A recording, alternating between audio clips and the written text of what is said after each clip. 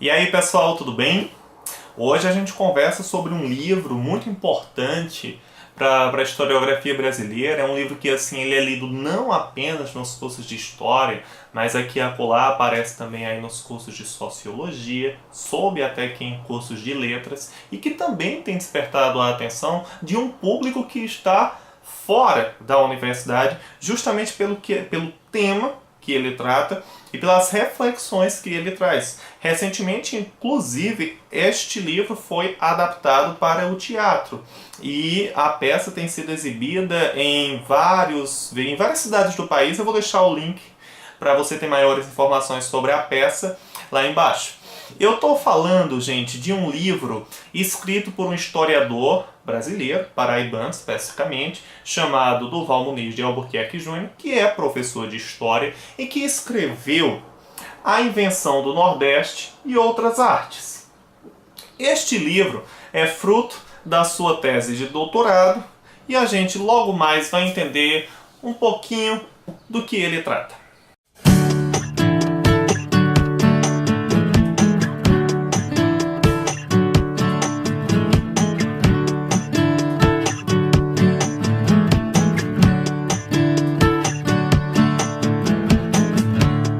O livro em questão é fruto da tese de doutorado do professor Durval, que foi defendida em 94 na Universidade Estadual de Campinas, na Unicamp. É muito curioso perceber que neste livro, o grande protagonista, as experiências do passado que são colocadas e analisadas aqui, é uma região, é um espaço. É justamente, claro, o Nordeste. Mas que Nordeste é esse de que trata o professor Durval? É um Nordeste discursivo. É um Nordeste enquanto texto, é um Nordeste enquanto palavra, é um Nordeste, portanto, enquanto sentido. Aqui o Nordeste é colocado em xeque. Não é simplesmente uma defesa do Nordeste, mas é um questionamento de como se inventou discursivamente uma determinada região do país. E é claro, quais os significados desta região? É muito curioso perceber que este livro, para ser um livro assim que nasce de reflexões acadêmicas, ele deve estar hoje, aqui o meu foi comprado tá na quarta edição, tá? Meu título aqui é de 2009 e estava então na quarta edição aí pela Cortez, né? É raro a gente encontrar livros universitários, frutos de trabalhos acadêmicos que contam com tantas edições. Mas este livro ele realmente adquire um sucesso, e especialmente porque ele trata de uma questão que aqui e acolá aparece com muita frequência, sobretudo na mídia, especialmente quando tem eleições presidenciais, porque geralmente um determinado grupo lança um conjunto de estereótipos, de preconceitos com relação a essa região. E aí, é claro, o livro não fala disso, mas fala justamente como se formou uma percepção que permite que o Nordeste seja visto especificamente de um modo e não de outro. Bom, teoricamente, aqui esse livro, ele parte de uma pesquisa acadêmica.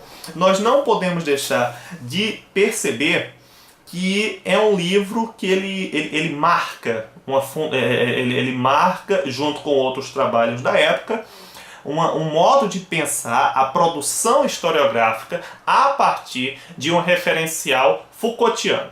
A grande influência aqui do livro, teoricamente falando, a grande influência é aí do filósofo francês, o Michel Foucault. E aqui, especificamente, Durval vai estar dialogando com conceitos dele de formação discursiva, de relações de poder e de como um conjunto de enunciados, um conjunto de discursos, um conjunto de textos vão justamente instituir, vão criar uma realidade, vão fundar uma percepção para poder justamente inventar uma região. Daí porque a gente fala invenção do Nordeste. Naquele momento em que esta tese foi escrita, ali na primeira metade dos anos 90, deve-se destacar que não eram comuns os trabalhos em história, sobretudo no Brasil, que dialogasse aí com essas reflexões teóricas do Michel Foucault. Na realidade, quando eu digo que ele é um divisor de águas, ele é também um divisor de águas na reflexão que propõe historiográfica, no sentido de que traz questões aí tratadas por um filósofo para pensar o fazer historiográfico. Inclusive, caso você não conheça os trabalhos deste historiador, e seja da universidade, procure artigos dele, que muito frequentemente ele trabalha aí com Michel Foucault.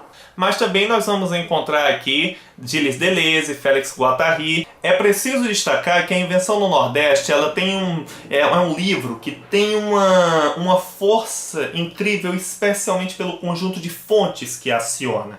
Aqui nós temos literatura, aqui nós temos pintura, aqui nós temos música, aqui nós temos livros acadêmicos, aqui nós temos uma série de fontes, né, que o autor consulta justamente para mostrar como, diante de vários vetores, inclusive a imprensa, colaborou para formar uma certa ideia de Nordeste. De que, por exemplo, é uma região marcada pela seca, é uma região marcada por pessoas necessitadas, é uma região marcada pela ausência de chuvas, é uma região marcada pela necessidade de chuva, justamente assim, para plantio, para colheita.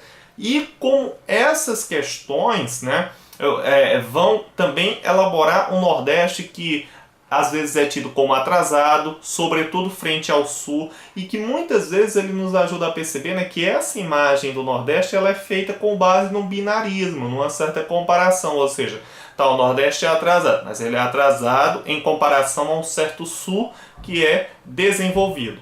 E é muito curioso perceber neste livro como essa ideia de Nordeste ela vai sendo construída ali na primeira metade do século XX por vários sujeitos, por vários atores. A Invenção do Nordeste está dividida em 3 partes, tá? Nós temos a introdução, o primeiro capítulo chamado Geografia em Ruínas, o segundo, Enredos de Saudade, onde especificamente há uma discussão aí com a literatura e com pinturas que se retratam no Nordeste. E o terceiro capítulo, Territórios de Revolta. Os capítulos são bem divididos para as temáticas que abordam e nós temos também um cuidado muito grande do autor em não apenas citar as suas fontes, mas em fazê-las responder à problemática que ele está tentando procurar pensar, que é justamente como emerge essa ideia de Nordeste. E o que é mais inédito aqui, sobretudo para os leitores que não estão na academia, deve ser o fato de que o Nordeste não é algo que está lá, já dado, já naturalizado, que é, ponto final e acabou. Não. O Nordeste, ele existe como tudo que existe à nossa volta. Existe enquanto sentido. Existe como elaboração. Existe como palavras, existe como textos, existe enquanto invenção discursiva mesmo. Porque o que conhecemos, o mundo que conhecemos à nossa volta, o que vemos é sempre condicionado por um conjunto de percepções que estão na nossa cultura e nos ajudam a ver determinadas paisagens, determinadas tramas, a olhar certas experiências humanas através de determinados ângulos. E com o Nordeste isso não foi diferente.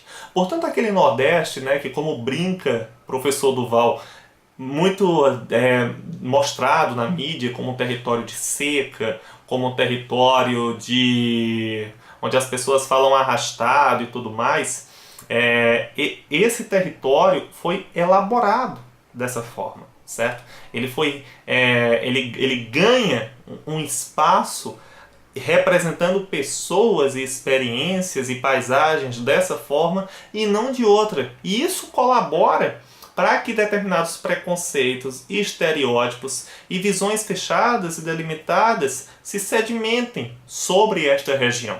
E aí é curioso analisarmos historicamente como esses olhares se direcionam para esta região, justamente para ver que nem sempre foi assim como é hoje, tá? E como o que conhecemos como Nordeste obedece a uma série de enquadramentos, obedece a uma série de discursos, a uma série de proposições que elaboraram esse Nordeste que hoje conhecemos e que, é claro, né, vem mudando, né? Assim, evidentemente que as experiências humanas elas estão mudando, os discursos estão mudando. Hoje nós temos aí toda uma questão para repensar, inclusive, essas páginas de Nordeste, essas pinturas do Nordeste. Certo? O livro do historiador Durval Muniz lembra bastante um livro chamado Orientalismo, o Oriente como Invenção do Ocidente, do teórico Eduard Said, já falecido, que nesse livro ele justamente vai pensar a região. Eu gostaria que vocês pensassem especificamente nessa sacada, né? Que é pensar uma determinada região geográfica a partir de textos, a partir de imagens, a partir de construto de sentidos. E aí Eduard Said, nesse livro, ele vai pensar como uma literatura escrita no Ocidente vai se reportar ao Oriente de uma determinada forma. E vai aqui no Ocidente vender uma imagem do Oriente muito distinta, por exemplo, da que eles pintariam deles lá. Mas no livro de Durval Muniz nós não temos uma referência direta ao texto do Eduard Said. Por outro lado, podemos dizer que são livros que se aproximam pela temática que colocam, pela pauta que levantam e pelo alerta, né, que eles estão fazendo na leitura que eu faço, claro, de que é preciso aprender a olhar essa região, no caso o Nordeste e o Eduard Said do Oriente, de uma maneira diferenciada, né? Vendo como elas não são o que são, que estão lá, que está sendo dito na mídia, mas que elas estão a todo momento sendo configuradas e reconfiguradas por esses dizeres tão múltiplos, tão diferenciados. Então, ok? Eu acho que essa seria ali uma das principais questões que vai te fazer pensar, caso você tenha interesse em ler esse livro. Agora, já partindo para o final do vídeo, eu gostaria de compartilhar com vocês um pequeno trecho da conclusão do livro, em que ele faz, é claro, aqui o historiador Durval faz uma defesa da história, onde ele diz o seguinte: é preciso, pois, continuarmos amando a história, não pelas certezas que nos revela, mas pelas dúvidas que levanta, pelos problemas que coloca e recoloca, não porque os resolve e descobre inscrita em si mesma uma panaceia teleológica que viria a suprimir todos os nossos sofrimentos. A história não é um ritual de apaziguamento, mas de devoração, de despedaçamento. Ela não é bálsamo, é fogueira que reduz a cinzas nossas verdades estabelecidas, que solta fagulhas de dúvidas, que não torna as coisas claras, que não dissipa a fumaça do passado, mas busca entender como esta fumaça se produziu.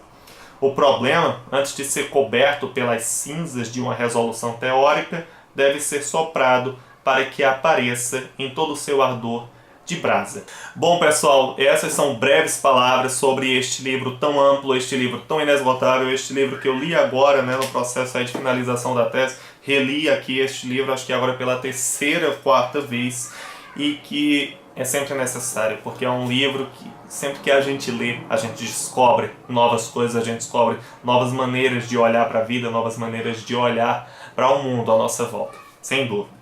Então fica essa dica aí para vocês, caso tenham interesse, tá bom? Queria pedir que você, por favor, se inscrevesse no canal, caso não seja inscrito, dá um like aí, compartilha esse vídeo com os amigos, com a família, tá? Com todo mundo, enfim, tá? E me segue nas redes sociais, beleza? Falou, um grande abraço, até mais!